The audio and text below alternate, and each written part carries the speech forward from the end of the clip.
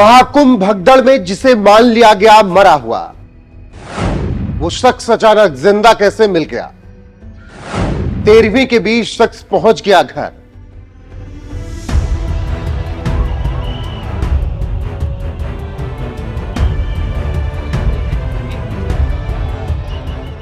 नमस्कार, मैं हूं आपके साथ रोहित और आप देख रहे हैं एनएफ न्यूज। महाकुंभ में मौनी अमावस्या 29 जनवरी को संगमनोज पर बड़ी घटना घटी। अमृत स्नान के दिन रात करीब 1:30 बजे श्रद्धालुओं की बड़ी भीड़ की वजह से भगदड़ मची थी, जिसमें कई लोगों की जान चली गई, कई घायल हो गए, कई लापता भी हुए।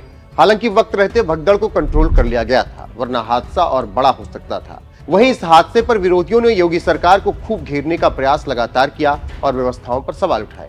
इन सबके बीच भगदड़ में गायब हुए लोगों का पता लगाने के लिए प्रशासन पूरे दमखम के साथ काम में लगा हुआ है और अब तो लापता लोग वापस अपने घर भी पहुंच रहे हैं। जी हां, एक ऐसे ही शख्स की बात इस वक्त हो रही है जो भगदड़ में गायब हो गए थे, जिन्हें मरा हुआ समझ लिया गया था, लेकिन वो अपनी 13वीं के दिन वापस घर लौट आए, जिसे देखकर हर कोई दंग रह गया। दरअसल महाकुंभ के सबसे बड़े स्नान पर्व मौनी अमावस्या पर भगदड़ के बाद लापता हुए जीरो रोड के खूंटी गुरु अपने घर लौट आए। उन्हें मृत मानकर उनकी 13वीं की तैयारियां की जा रही थी, तभी वो वापस लौट आए। उनको देखते ही हर कोई दंग रह गया। मीडिया रिपोर्ट्स के अनुसार 28 जनवरी को वो संगम स्नान के लिए गए थे, लेकिन भगदड़ की वजह से लापता हो गए। कई दिनों तक उनका कोई पता न चलने पर मोहल्ले वालों ने उन्हें मृत मान लिया और प्रतीकात्मक 13वीं की योजना बना ली। खूंटी गुरु के परिवार में कोई नहीं है। 13वीं में 13 ब्राह्मणों का भोज कराने की तैयारी मोहल्ले वालों ने की थी। तभी खूंटी गुरु अचानक ई रिक्शा से उतरकर घर पहुंच गए। उन्हें देखकर सभी चौंक गए और 13वीं का कार्यक्रम तुरंत रद्द कर दिया गया। इसके बाद लोगों ने खूंटी गुरु से उस दिन के बारे में पूछा तो उन्होंने भगदड़ वाले दिन के बारे में पूरी बात मोहल्ले वालों को बताई। खबरों के अनुसार खूंटी गुरु अकेले रहते हैं और जीरो रोड बस अड्डे के सामने दोनों वक्त भोजन और नाश्ता करते हैं। परिवार में कोई और सदस्य न होने के कारण मोहल्ले के लोग ही उनकी मदद करते हैं। खूंटी गुरु की वापसी से मोहल्ले वाले खुश हैं और खूंटी गुरु भगदड़ वाले दिन क्या कुछ हुआ था ये मोहल्ले को बता रहे हैं। ऐसे में उनसे उस दिन के बारे में सारी जानकारी लोग इकट्ठा कर रहे हैं। वहीं दूसरी तरफ महाकुंभ अपने अंतिम पड़ाव पर है। माघी पूर्णिमा का अमृत स्नान संपन्न हो चुका है। अभी तक 45 करोड़ से ज्यादा श्रद्धालु संगम में डुबकी लगा चुके हैं, लेकिन विरोधी हैं कि वो केवल महाकुंभ को बदनाम करने में लगे, जिन्हें सीएम योगी करारा जवाब भी दे रहे हैं। सुनिए सीएम योगी आदित्यनाथ महाकुंभ को बदनाम करने वालों को क्या कुछ कह रहे हैं। कुंभ में तो हर व्यक्ति आएगा, वहां तो किसी के साथ कोई भेदभाव नहीं है।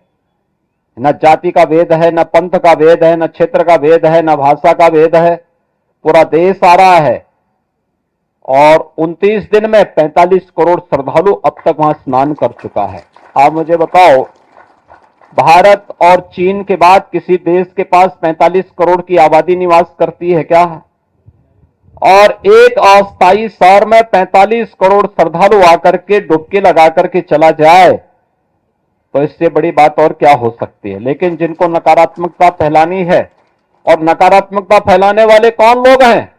ये नकारात्मकता फैलाने वाले वही लोग हैं जिन्होंने जीवन भर बीवीआईपी ट्रीटमेंट लिया है, सरकार की बीवीआईपी सुविधाओं का उपभोग किया है।